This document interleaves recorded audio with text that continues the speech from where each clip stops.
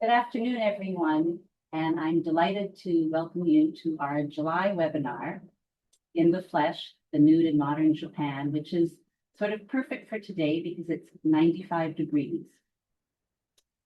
Today, Rhiannon Paget will be speaking to us. Rhiannon is the Curator of Asian Art at the John Mable Ringling Museum of Art in Sarasota. She's been there since 2017. Rhiannon studied at Tokyo University of the Arts and received her doctorate in Japanese art history from the University of Sydney in Australia. Her research centers on Japanese woodblock prints, textiles, board games, nihonga, and cats. Rhiannon last spoke to JASA during her exhibition on the seminal Sosaku Hanga creative print movement artist Saiko Kyoshi in 2021. But today, we are turning to a slightly earlier period. The exhibition that Rhiannon will be talking to us about features from the 1910s to the 1970s. So, Rhiannon, look forward to hearing from you. Thank you. Thank you, Alison, for that kind introduction. Thank you, Jaza, for inviting me, and thank you, everyone, for coming. So I'm very happy to introduce to you In the Flesh, the Nude in Modern Japan, which is my current exhibition at the Ringling.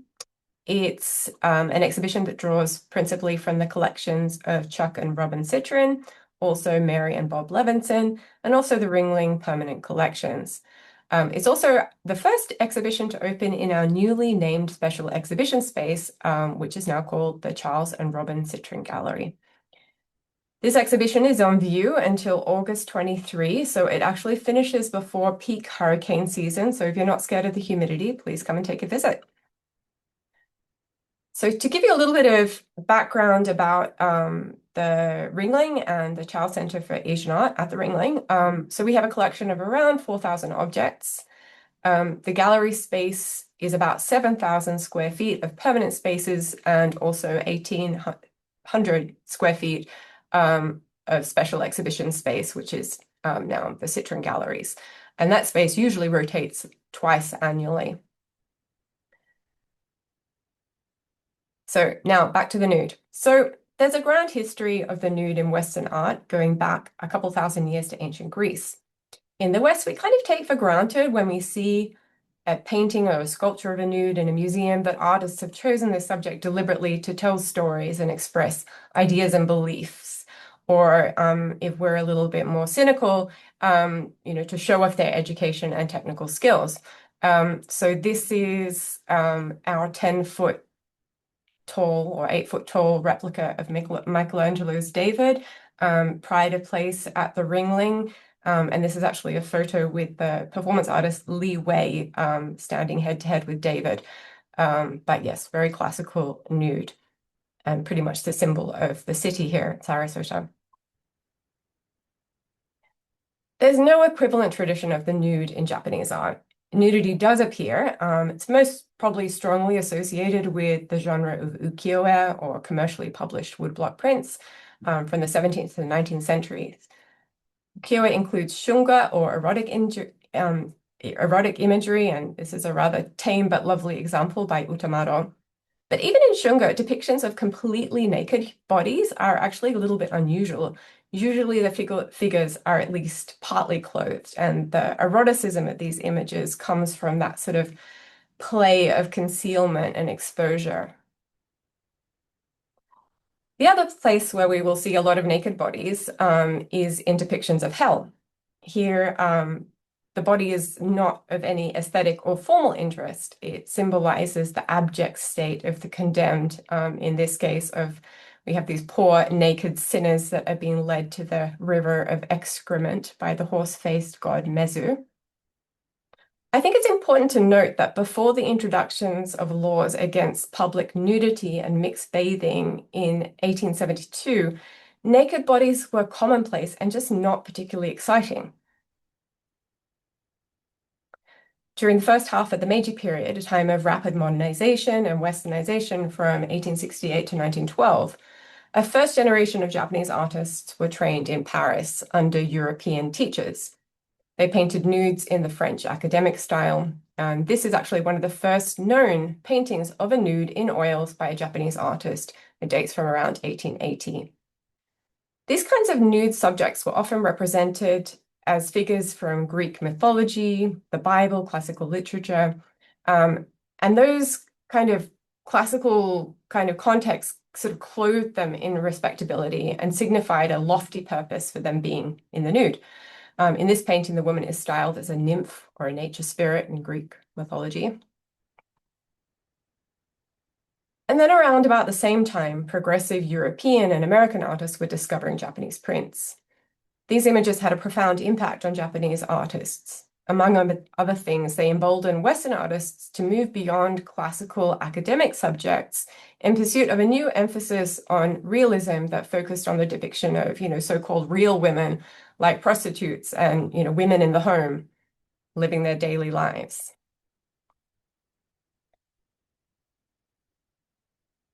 These European images fed back into Japanese art through Japanese artists who had come to Paris to study, as well as reproductions in books and magazines. And the results were explosive. Kuroda Seiki, the son of a viscount, came to Paris to study law, but he switched to Western-style oil painting and trained in the studio of the French academic painter Raphael Collin. His famous painting, Morning Toilette, was painted in the quarters of Nomura Yasushi, who was the Japanese consul, and it was actually painted in the Japanese consulate. So it depicts a contemporary European woman in a very casual, non-classical pose. It's very private. So it's a very domestic setting. You've got her garment here draped over the chair. There's no hint of any classical narrative like a Greek myth or a Bible story that could give any kind of respectable literary pretext to her being undressed. I mean, the whole scenario kind of suggests a post-coital moment, and the Japanese artist very much comfortably at home with his blonde friend living the bohemian ideal in Paris. Kuroda brought the painting back to Japan and exhibited at the Progressive Meiji Fine Arts Society show in 1895 without incident. And then it was shown at a much larger interdisciplinary and more public forum, the Fourth Domestic Industrial Exposition in Kyoto. The painting was awarded second prize, but fueled an ongoing public debate about the suitability of the nude as a subject in Japanese art. So a reporter complained at this time, how unbecoming is this? Does a nude painting really represent the essence of art? When it comes to displaying it in front of the general public, it is absolutely disgraceful. Such artists are devoted to their own theory of art and have forgotten their influence on social customs and manners. And then in 1901 came the infamous loincloth incident, in which authorities ordered that another painting by Kuroda be partly veiled with a curtain. Some people saw this prudery around the nude as being hypocritical because public nudity and mixed bathing was still commonplace, even though they'd been outlawed. But I think the point is that nudity wasn't itself a taboo. It just wasn't seen to be a legitimate subject of art, and partly because of this association with pornography and sex through shunga. For Kuroda and his peers, the nude was the gold standard for artistic practice. Underlying this is a belief that the nude represents the body in its essential state without markers of time or social class, and is something that is universally appreciated. As Kuroda's friend Kume Keiichiro wrote, the great significance for fine art consists of the natural body, not in the dress body. Costume is decoration to somebody's taste and varies according to age and custom.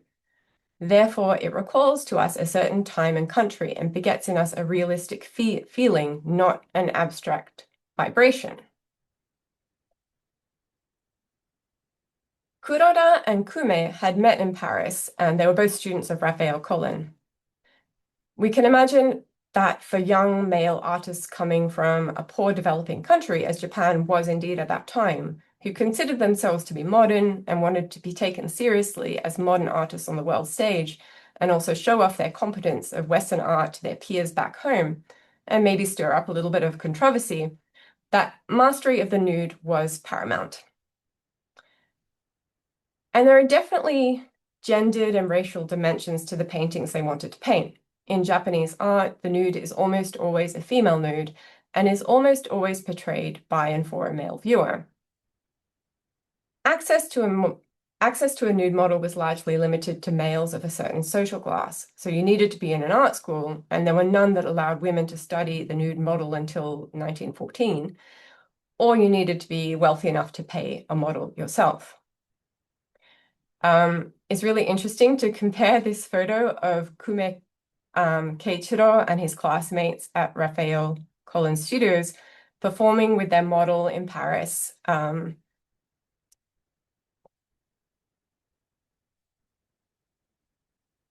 To these photos here of the Western style painting class at Joshibi University, which was, skipped ahead, which was the first art school to admit women.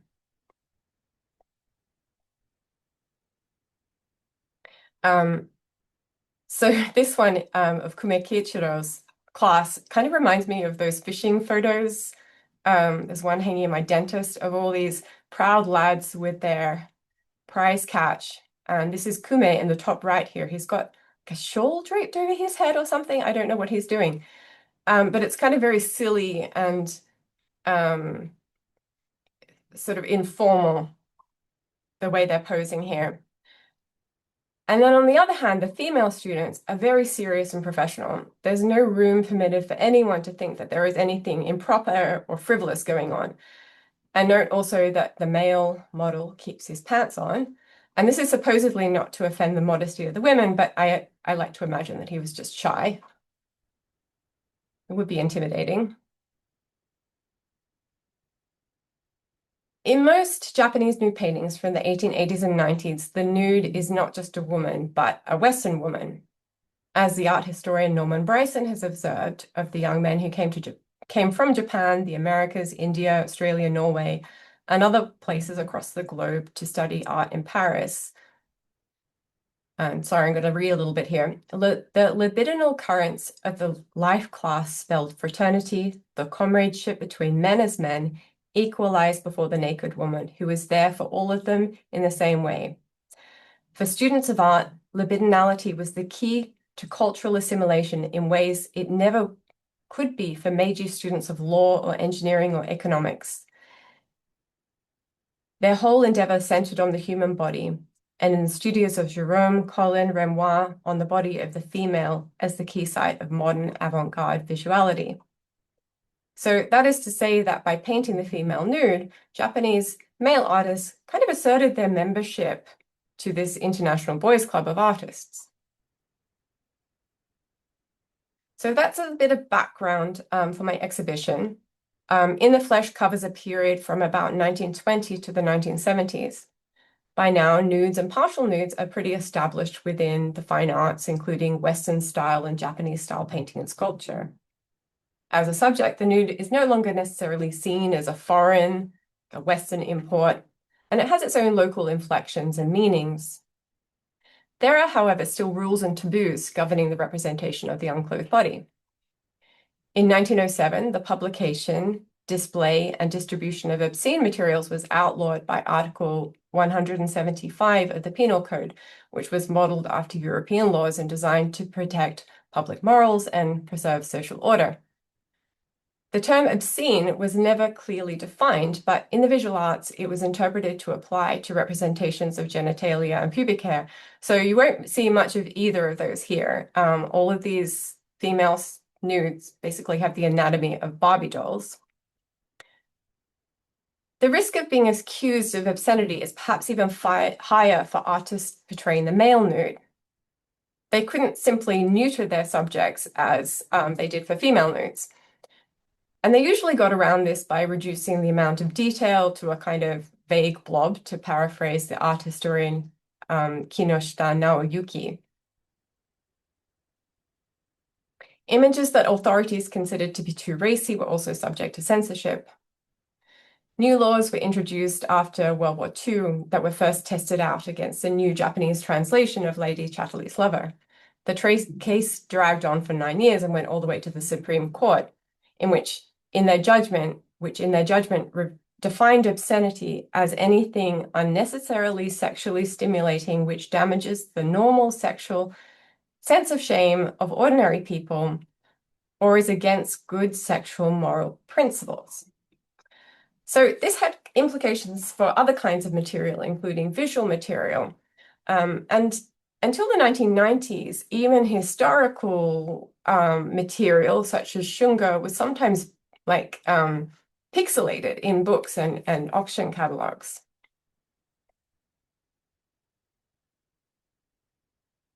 The first section of the exhibition is called The Floating World Revisited.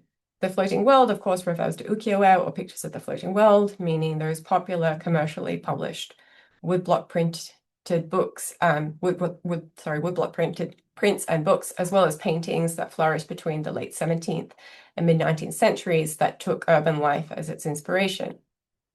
This group of prints shows how Japanese artists in the early 20th century assimilated the nude into their local traditions. The artists represented in this section are largely associated with the Shinhanga or New Prints movement. Shinhanga represented a revival of ukiyo-e in that they were collaboratively produced by a professional designer, block carver, and printer, all working under the direction of a commercial publisher. Shinhanga emerged largely to serve an export market of American collectors who were accustomed to 18th and 19th century ukiyo-e. Publishers and artists looked for new themes that would appeal to Western collectors without deviating too far from what they were accustomed to in ukiyo-e, and which led them to the nude. One of the favorite themes in Shinhanga was a nude or a semi-nude woman washing or combing her long hair. I feel like I've got half a wall of these in the exhibition. In many cultures, images of beautiful women bathing and grooming offered male artists and their audiences access to a world that was normally closed to them, in which women, believing themselves to be unobserved, took off their clothes and loosened their hair. And the conceit is that the women are naked out of vanity and their desire to make themselves beautiful whenever, of course, it's because the artist, usually male, just wished them to be so. We can find prototypes of this in the late 18th century in images by Utamaro and his peers, which inspired a new kind of nude in European modernism. And we can also see elements of European modernism, such as this pastel by Degas, feeding back into Japanese prints, firstly through formal realism. So these 20th century Japanese artists are paying much more attention to anatomy than Utamaro and his peers ever did. And they're also sometimes using light and shadow to suggest three-dimensional form, which is a technique mostly absent from ukiyo-e. For example, look at the way the light is sort of wrapping around the body of the subject in the Shunsen print here. As it turned out, Shinhanga is a really nice medium for the nude. Printmakers experimented with new techniques or old methods applied in new ways to render skin and flesh. So Takahashi Shote and others did things like they reduced the outline. So the key block is usually done in black, but they would do it in a lighter color or a more subtle color. Or in this case, the outlines are embossed, which gives this sort of wonderful kind of pillowy swell to the figure's body. In this print on the left, Kotondo outline is it's blank, and it makes her skin really seem to glow. These two prints are just really lovely examples of how they created this sort of added this blush to the skin, and it's so delicately executed, it really takes your breath away. I also want to point out this sort of hazy swirling background in both the Kotondo and the Shunsen prints, which suggests the sort of warm, steamy atmosphere of the bathroom. And I wonder if it's a response to the fragmented application of pastel or paint in Impressionism, like in the Degas. This technique in prints is called Baren Tsujizuri. In woodblock printing, pressure is applied to the back of the paper by hand using a baren or printing pad. And depending on the angle and the pressure used, the hard ridges in the baren can drive ink unevenly through the paper, leaving lines. So in traditional ukiyo-e, printers generally tried to avoid leaving marks like that. They were aiming for a more smooth, even application of color, but modern printmakers exploited this feature to add a sense of depth, atmosphere, or to contrast with more sharply defined areas of the design, or just to add visual interest to their compositions, which makes sense when you've got all this kind of semi-blank space of the naked body. Some artists that weren't affiliated with Shinhanga were also inspired, who were generally inspired by European modernism, also looked to ukiyo-e to create modern prints. So on the left here we have Onchi Koshiro, who's considered to be really the most important modernist artist working in printmaking. He trained as a sculptor. And then on the right we have Kobari Kogan, who was a Western-style painter and sculptor as well. Tobari actually came to New York City in 1901 and studied at the Art Students League for 5 years. So in both cases here, the woman is framed by these geometric furnishings in a Japanese-style room. Here, a chest of drawers and a fusuma sliding door, which is reduced to this kind of abstract rectangular block in the Onchi image. And those kind of rectilinear forms kind of contrast with the curves of the female body. And just in case anyone was confused by my reference to these two movements in printmaking, so Shinhanga and Sosoku Hanga, these two images make a very nice illustration, I think. So Shinhanga over here is this revival of ukiyo-e, principally for the Western market, at least at first. They're produced using collaborative process, orchestrated by a commercial publisher, and they're very technically sophisticated. They use high quality materials, very high level of execution and finish, whereas Sosaku Hanga or creative prints, these were inspired by European modernist printmaking and painting. So artists like Munch and Kandinsky.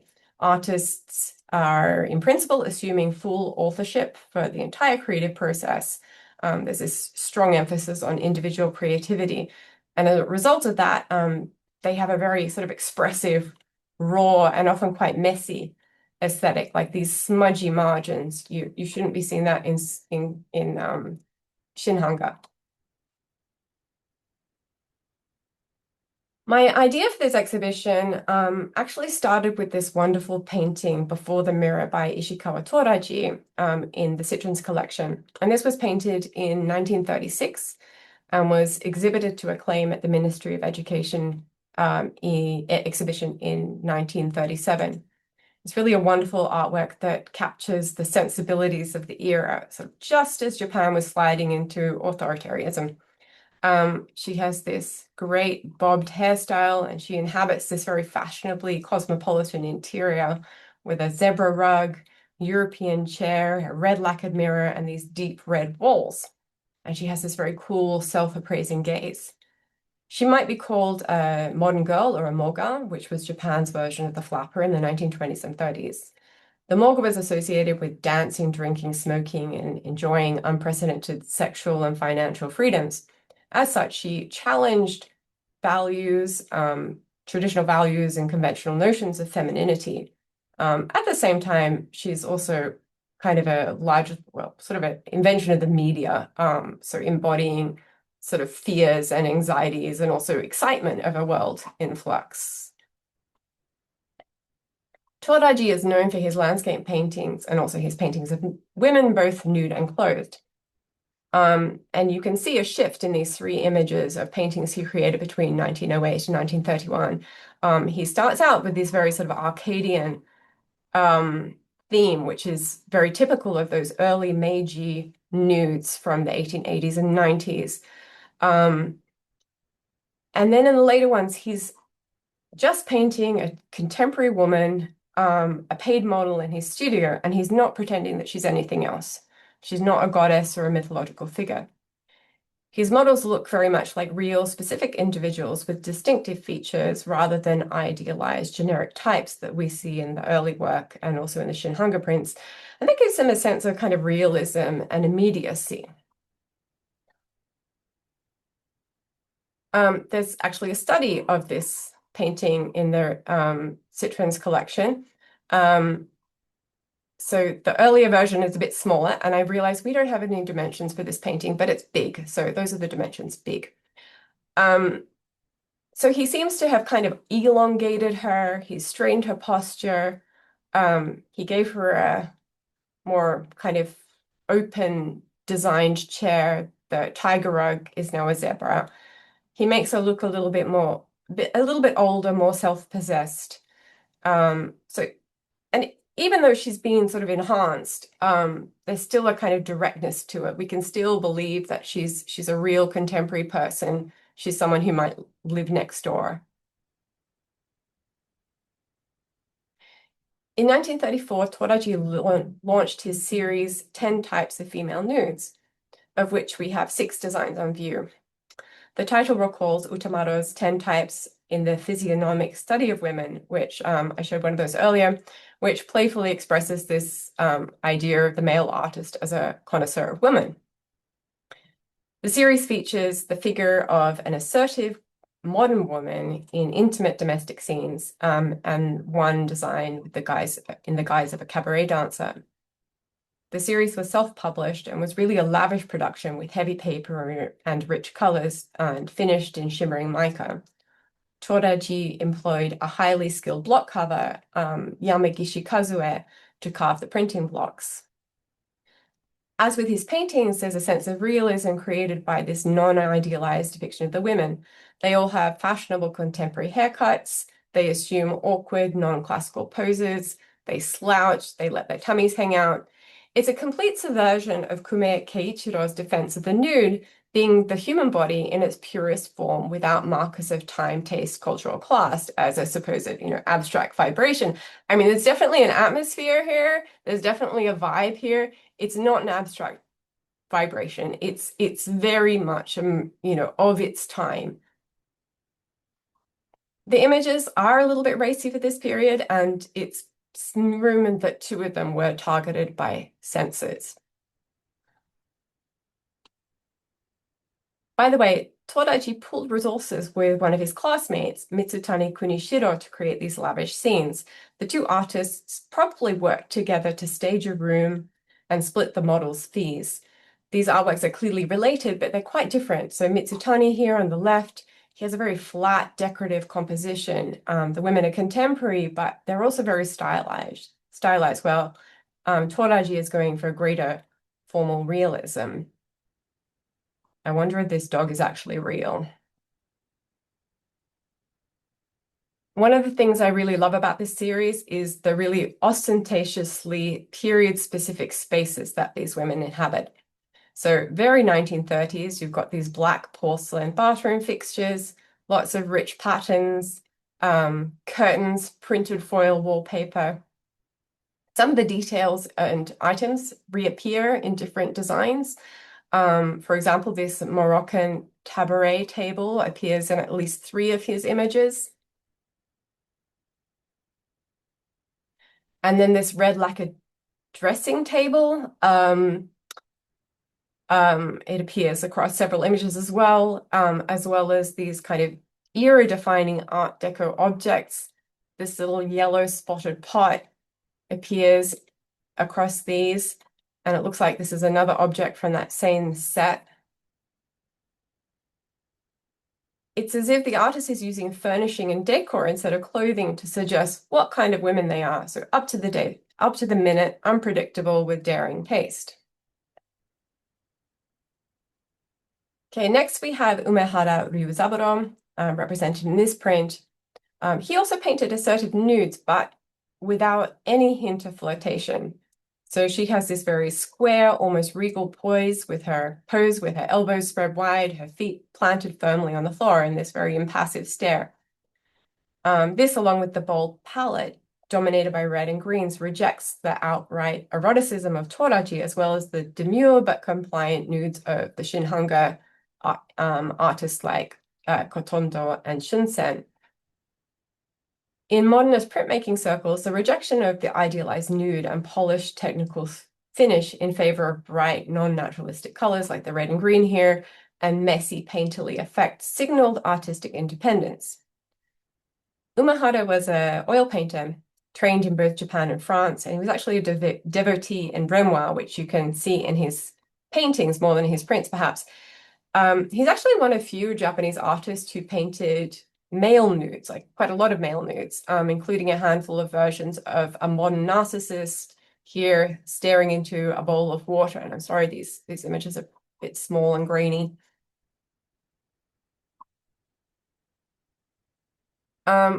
We have on view, really grateful for the Citrons for lending this particularly wonderful modernist interpretation of the classical theme of the reclining nude, posed here by a young woman with lipstick and a sharp haircut. She looks like a cabaret dancer. This print has the most exquisite handling of the printing inks, like these layered tones. You can see a little bit here in her stomach. I mean, it really looks more like a painting than a print. It's just amazing what Onchi was able to achieve in this artwork. It's just really exquisite. And this is another really astonishing sort of media-defying woodblock print by Takumi Shinagawa Takumi, who was a very versatile printmaker, and this just kind of shows how versatile it was. I mean, it really brings to mind the photographs of Man Ray with that high contrast, and he would cut them out and put them against different backgrounds. The muscular contours of the figure's body become this canvas for the interplay of light and shadow. And although she's lying on her back, this sort of relaxed pose and physical strength suggests an athlete at rest. Among creative print artists, the nude was really a subject that encouraged them to move beyond straightforward representation and explore the abstract treatment of light, color, texture, and form. This is, and I'm sorry, I took these photos in the gallery. We've got a bit of reflection there, but you get the idea. This is just such a wonderful image by Hashimoto Okiie, who's much better known for his architectural subjects. And the way he has suggested this shadow, these sort of hazy, darker areas on the side of the body here. They're just absolutely beautiful in person. In a way, it doesn't really matter what the subject is at all. These combinations of color and texture and form are becoming the subject of the print itself. And we have Saito Kiyoshi as well. Saito Kiyoshi returned periodically to the human form at moments of crisis during his career. He would dig out his old sketches and return to life drawing to sort of dig himself out of these creative ruts. And in this respect, his introspective female nudes can be read as sort of psychological self-portraits, expressions of the artist looking deep into himself. He developed these sketches into compositions where form, color, and texture again have value beyond the implied subject. Saito Kiyoshi never looks good as good in reproduction as he does in real life. Like just the layering and the depth of the pigments in these designs is truly breathtaking in person. They're just really exquisite demonstrations of his skill and vision. And finally, this is Kobayashi Donge. As I mentioned earlier, the nude is a subject that is heavily gendered. In the modern period, nudes were mostly female nudes depicted through the eyes of a male artist. Artists, or at least the kinds of artists that signed their work and were publicly recognized as artists, were mostly men for much of Japan's history. And even today, there are imbalances in wealth, opportunity, and societal expectation that create barriers to women pursuing artistic careers. Unfortunately, that's getting better, I think. I'm pleased to be able to include one set of artworks featuring the nude by a female artist, and that's Kobayashi Donge, and she was active in the post-war period. She developed a distinctive personal style based on her study of everything from classical Japanese Yamato-e scroll painting to Renaissance portraiture. She specialized in etching and was very highly regarded for her technical skill. She's basically thought to be a sort of queen of the line. She has just incredible handling of outlines that in the way it sort of swells and thins in her etchings gives it a wonderful sort of expressive quality and elegance as well. In 1956, she received the inaugural Onchikoshiro Prize at the 24th exhibition of the Japan Print Association. And in that same year, she was a co-founder of the Women's Print Association, or the Joryu Hanga Kyokai, which was Japan's first society for women artists. The set of prints on view, 6 prints, represent a very subversive retelling of the biblical story of Salome and John the Baptist. Kobayashi frequently depicted enigmatic figures, primarily women, drawn from literary sources like Murasaki Shikibu's Tale of Genji, and in this case, Oscar Wilde's Salome. She's clearly referencing Aubrey Beardsley's illustrations for Salome from 1894. That's very evident in the decorative stylized forms and the expressive line work. But unlike Beardsley, she employs shading as well, and she also avoided having solid areas of black in her designs. I think she brings a sort of lightness and cheeky humor to the theme of the femme fatale, which is completely missing from the more operatic images of Beardsley. So that's my exhibition, and I just did want to let you know what's happening next. So opening in September, we have an exhibition of Yoshida Fujio, Secret Gardens, that combines artworks from the Ringling's permanent collections as well as private collections, mostly focusing on Yoshida Fujio, also presenting some other female artists. And the major thing that I'm working on, as probably many of you know, because I've probably bored you to death with it, is my exhibition Spectacular Japan from Misemono to Big Top, and that opens in February next year. This is an exhibition that explores popular entertainment and exchange, drawing from the Ringling Circus and Asian collections. The Ringling is home to like one of the world's most significant repositories of all things related to circus. So we have posters, photographs, elephant shoes, train carriages, circus wagons, all the stuff, loads of ephemera. And we also have woodblock prints depicting acrobats and misemono or show type subjects as well. So this is an exhibition that seeks to bridge those two collecting and programming areas at the Ringling.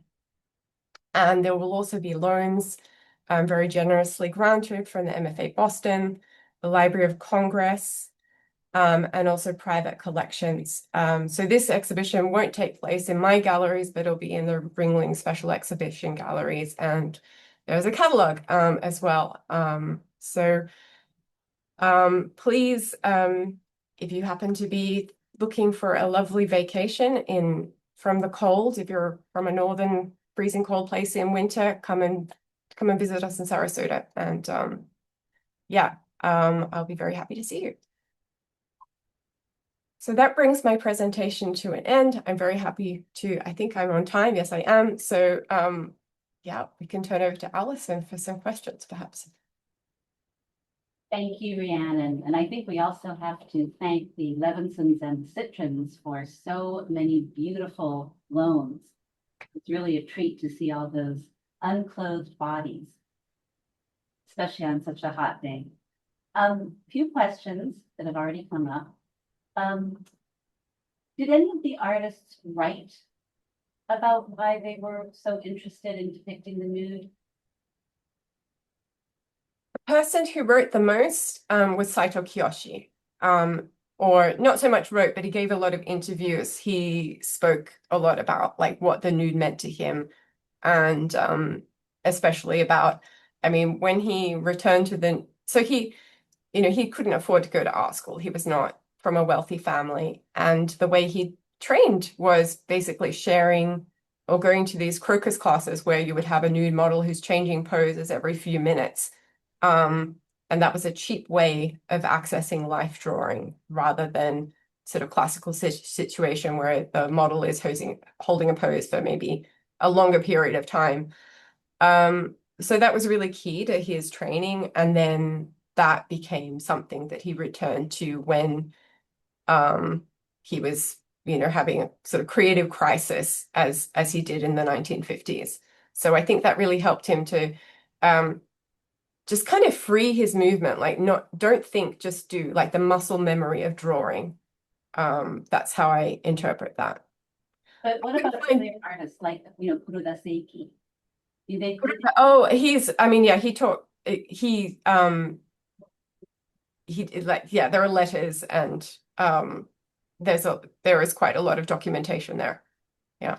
I encourage, so people who've done a lot of work, like Alice Tseng, Norman Bryson, if you want to read up more about those are some great starting points on those Meiji period early artists who were experimenting with the nude or for exploring them. example, when we talk about Shinmanga, it's certainly clear that a lot of those people were, they were encouraged by their publishers to, make things that would appeal to Yes. the market. Yes. But were Japanese people, were these nudes, were they going into Japanese collections? I think later on they were. Initially, the primary, and maybe there's like there are Shinhanga experts in the audience who can answer this more specifically than me, but that sort of first wave of Shinhanga was created very much with a Western audience in mind. Yeah, because it just seems that, you mentioned before, mixed bathing, public nudity, that was not a big deal. It wouldn't have been, and maybe that's why a lot of people didn't. Yeah, I mean, even now, like the most significant Shinhanga collections are mostly not in Japan. They're in Europe and they're in the United States. So I mean, they were created for Western taste. Yeah. Now, did the collectors tell you why they collected nudes? Why they're particularly interested in these? I know why some collectors are not interested in nudes. Why is that? I mean, they're not, when I've asked people or when they've commented, it's not because of the subject necessarily. It's just because it's such a beautiful treatment of the subject. Like, as I mentioned, the sort of the gradations of color, the blush on the flesh, the line. I mean, no one has ever said to me, no contemporary collectors have necessarily told me that they just think it's a sexy subject. It's more like it's just the conception of it and the execution of it is just, perfectly married with the media itself. And I think, that's what, I mean, there are some of them that are really fun. Like I love the Takahashi Shote, which is, let's go. It's a cliche, right? The woman playing with her little black cat, but it's so exquisitely done. You've got this incredibly rich background color, the contrast between the red, the black, and this almost white skin, the embossing, the lines of her hair. I mean, it's sort of humorous, but it's done so well. I think and when you see this thing before, you can see the quality of the material, the absolute consummate skill in its execution. I mean, it's a very arresting image. And there's just, I don't know, it's a little bit humorous, and I think that's appealing to me. Since you are a cat lover, as we know, I also enjoyed very much the fact that you pointed out several times the fact that artists used the same furniture over again. That they will use what they have at hand to make their work. Are there any things, Rhiannon, that having that now the show is up, are there any artworks that you really wish you had been able to get? Oh yeah, I would love to have been able to. So, we don't always have a big budget. I mean, we often don't really have a budget for the exhibitions that take place in this space that will do much more than repaint, produce labels, that kind of thing. And it's become so expensive to bring in loans from out of state. So we rely very much on the generosity of our local collectors to augment our own collection to create new and interesting exhibitions for our audience. To bring in something from out of state, our policy is we always use fine art handlers. So suddenly the costs are, I mean, we're talking four figures and or more. So there were lots of loans that I would have loved to have brought in to also represent, representations of the male nude as well. So, that certainly would have been, it would have been a different exhibition. And I've tried to, in my framing of this exhibition, like the introductory label, it's like, these are pretty much all women, and this is why. I just have to be honest about that. I can't just magic up funds to bring in loans from far off. I would have loved to have had some oil paintings of nudes from Japan as well, if the sky was the limit.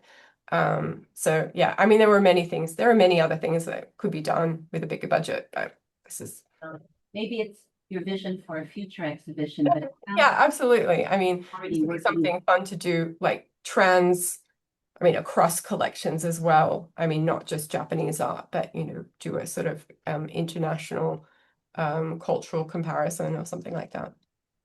Does the depiction of the male nude differ? I mean, are male nudes depicted, playing, or I mean, just how you have these series of the 10 types of female nudes. Is there a similar series of male nude?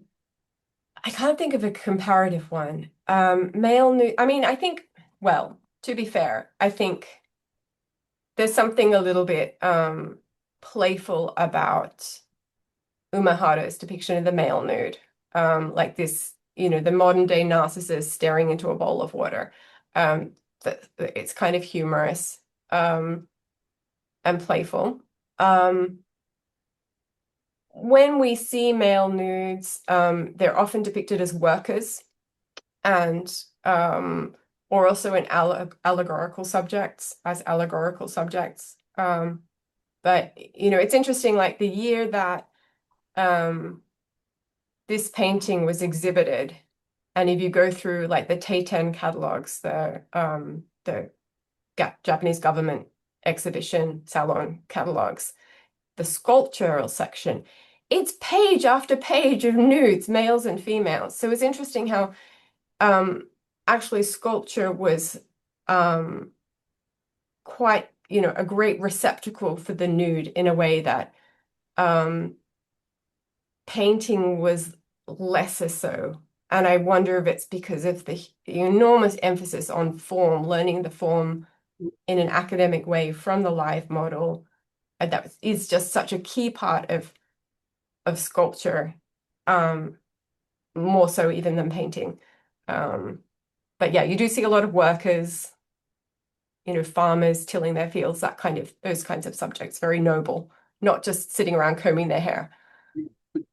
Were those sculptures bought by Japanese collectors? Or? Yeah, I think, that was so those ones you actually see a lot of, more so than, like woodblock prints historically haven't been collected with such focus by Japanese museums as you see in the West. But a lot of those sculptures did go into Japanese museums and private collections, I think. Well, thank you. I really, really enjoyed your talk, and it will leave us with lots of cooling thoughts for the I hope I've inspired everyone to get comfortable. And I'm not, this is my one of two exhibitions that I'm curating this year. I'm never able to study these things in as much depth as I would like to. So if I've said something that someone's like, oh my goodness, that's completely wrong, send me an email because I'd love to learn more about this topic. And, who knows, maybe there will be a bigger exhibition, a more thorough exploration of this theme in the future. So I always welcome feedback. Thank you for that, and everybody, thank you for listening to us. Japanese Art Society of America will be signing off for the summer, but we have many things planned for the fall, including a trip to the New Orleans Museum of Art in early October, and before that, a talk in person in New York in September, and we will keep you all apprised of that. But for now, have a wonderful, cooling evening, I hope, and see you all soon. Thank you very much.